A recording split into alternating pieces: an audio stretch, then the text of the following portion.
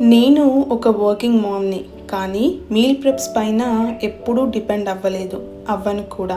చాలామంది మీల్ ప్రెప్స్‌లో భాగంగా ముందే ప్యూరీలు, చట్నీలు, సాస్‌లు, కట్లెట్స్ వంటివి తయారు చేసి ఫ్రిడ్జ్‌లో స్టోర్ చేస్తూ ఉంటారు. కానీ నేను మాత్రం అలా చేయను. నేను పూర్తిగా ప్యూరీలకు వ్యతిరేకం. నేను మార్కెట్ నుంచి కూరగాయలు తీసుకువచ్చి వాటిని ఉప్పు నీటిలో బాగా శుభ్రం చేసి తగిన విధంగా ఆరబెట్టి సరిగ్గా స్టోర్ చేస్తాను. ఆకుకూరలు అయితే క్లీన్ చేసి అవసరమైనంత వరకు సిద్ధం చేసి ఉంచుకుంటూ ఉంటాను.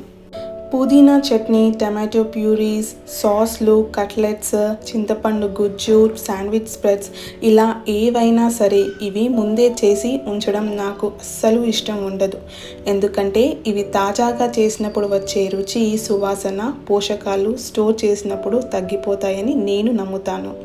నాకు టైం సేవ్ చేయడం కంటే నా ఫ్యామిలీకి ఫ్రెష్గా వండి పెట్టడం ముఖ్యమని అనిపిస్తూ ఉంటుంది. అందుకే నేను సింపుల్గా హెల్తీగా మీల్ ప్రెప్ చేస్తాను, కానీ ప్యూరీలు మాత్రం కాదు. This is me and my style of meal ప్రెప్పింగ్.